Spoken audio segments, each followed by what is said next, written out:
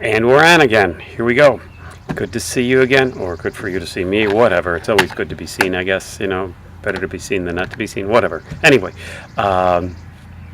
from what I've seen of your papers on the following the writing process, doing the last three steps, looks like you're doing okay. And I'm making comments and making some corrections, additions, so that as we move forward, you can make those kinds of changes in your own writing. So far, so good.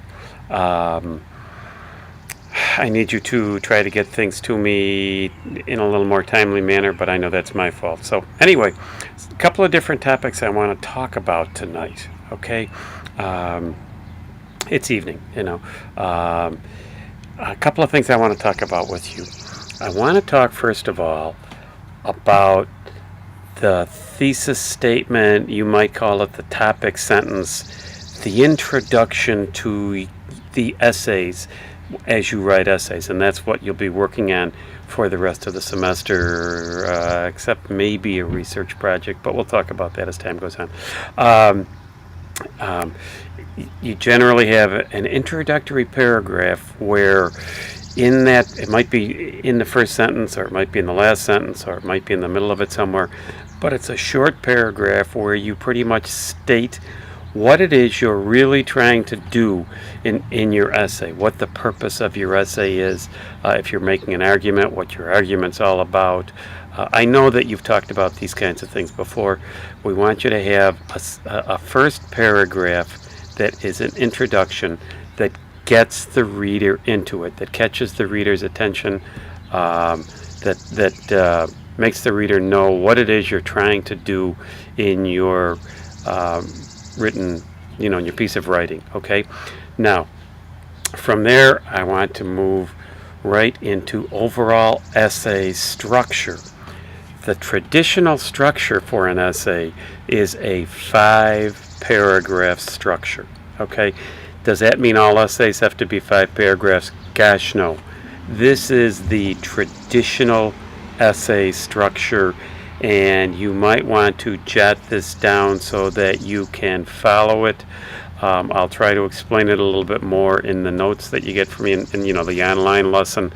But again, the typical essay structure is 5 paragraphs. The first paragraph is that introductory paragraph that I just talked about, a paragraph that leads your reader in the direction you want them to go.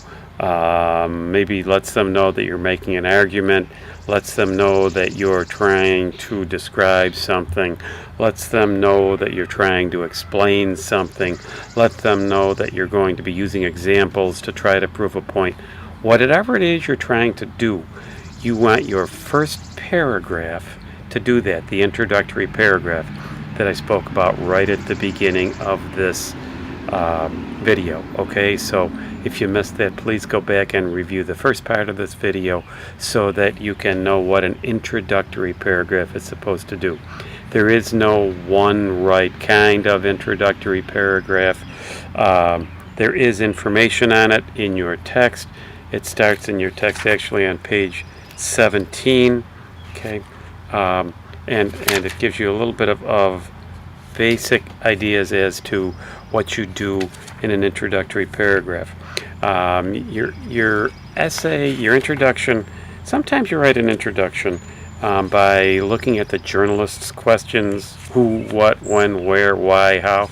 That might be what you're trying to do, okay? All of this stuff is covered actually early in your text, including the things that we've already talked about. They're on page 14, 15, 16, 17, 18, 19, outlining. I don't know. I like my writing process better than outline, but they give you a sample of a thesis statement in the part on outlining on page 21, and they talk about thesis statements specifically on page 17 in your text.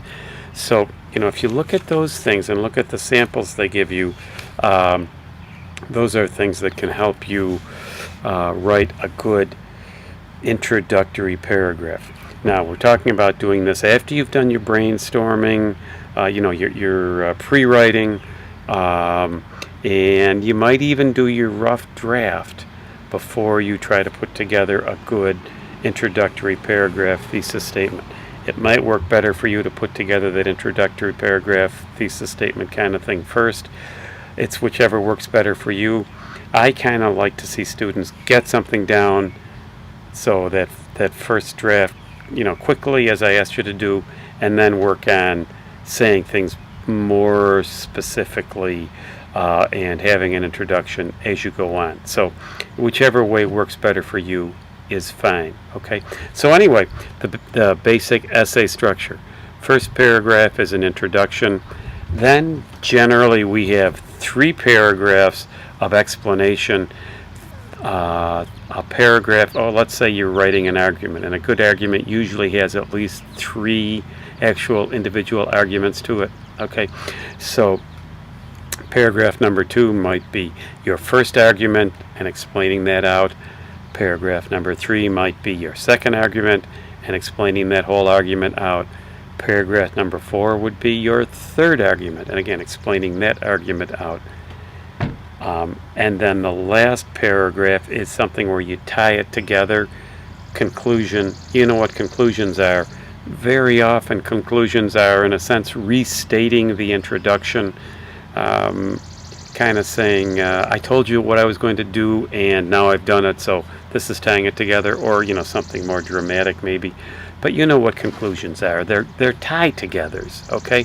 So again, the basic essay structure, the standard essay structure, the classical essay structure is an introductory paragraph, 3 paragraphs of explanation, and a concluding paragraph, a tie-together paragraph. Okay, so for those second, third, and fourth paragraph, let's say that you were coming up with examples of something.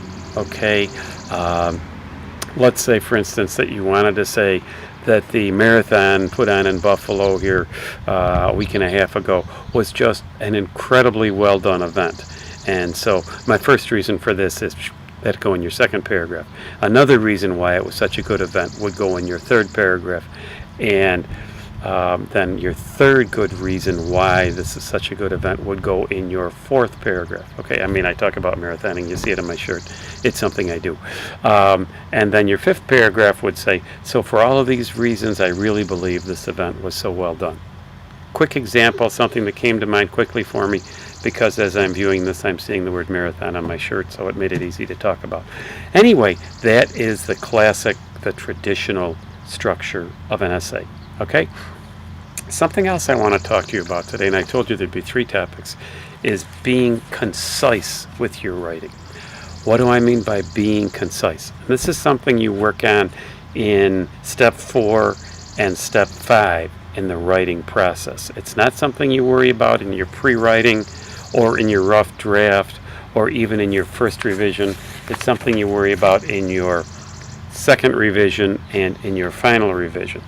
Conciseness means getting to the point. Conciseness means not wasting words. In good writing, there is a reason for every word that is used.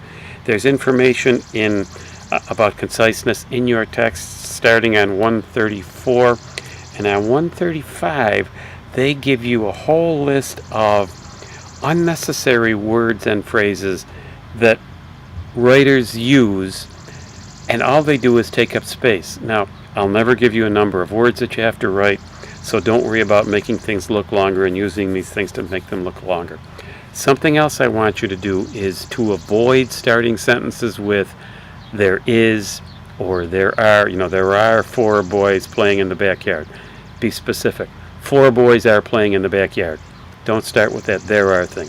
Or there is a white house next to mine. No, a white house stands next to my house. Okay, so avoid starting with there is, there are, those kinds of terms. And again, look on 134, 135 for a whole list of unnecessary words and phrases that you can cut out.